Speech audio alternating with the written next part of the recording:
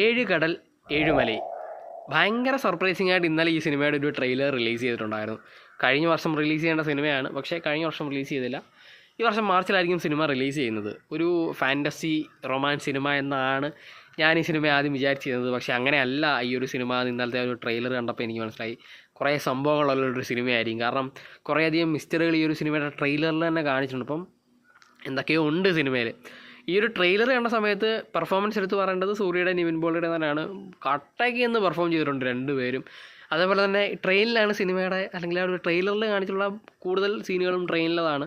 Story പറയുന്നത് പോലെ, അതായത് ആ ഒരു പഴയ കാലഘട്ടം കാണിക്കുന്നത് സ്റ്റോറി പറയുന്നത് പോലെയാണ്. അഞ്ജലിയുടെ ആ ഒരു ക്യാരക്ടറിനാക്കി എപ്പോഴാണ് കാണിച്ചിട്ടുള്ളത് അറിയില്ല. എങ്ങനെയാണ് സിനിമ പറഞ്ഞു പോകുന്നതെന്നും എന്താണ് സ്റ്റോറി എന്നുള്ളതെന്നും മൊത്തത്തിലൊരു മിസ്റ്ററി മോഡിലാണ് ട്രെയിലറിനെ തന്നിട്ടുള്ളത്. ഇതിൻ്റെ ഒരു പ്രമോ വന്നതുപോലെയല്ല ഈ ഒരു ട്രെയിലർ. പ്രമോ ഭയങ്കര റൊമാൻറ്റിക് സാധനമായിരുന്നുവെങ്കിൽ ഇത് ഭയങ്കര മിസ്റ്ററി, ഭയങ്കര വെറൈറ്റി ഫീല് എനിക്ക് ഈ ഒരു ട്രെയിലർ കണ്ടോ ഫീൽ ചെയ്തു. എന്തായാലും മാർച്ചിൽ സിനിമ തിയേറ്റർ റിലീസാകും. അതൊരു ഭയങ്കര ആശ്വാസമാണ്. സിനിമ ഫൈനലി റിലീസാകും എന്നെങ്കിലും പറഞ്ഞല്ലോ. കാൻ ഫിലിം ഫെസ്റ്റിവലിൽ സിനിമ കണ്ടിട്ട് കിടിലൻ സിനിമയാണെന്ന് കുറേ അധികം ആളുകൾ പറഞ്ഞിട്ടുണ്ട്. അപ്പോൾ അതെന്താണെന്ന് അറിയാനുള്ള ഒരു ക്യൂരിയോസിറ്റി അന്ന് പോലെ ഉണ്ട്. അപ്പം മാർച്ചിൽ അറിയാൻ പറ്റും.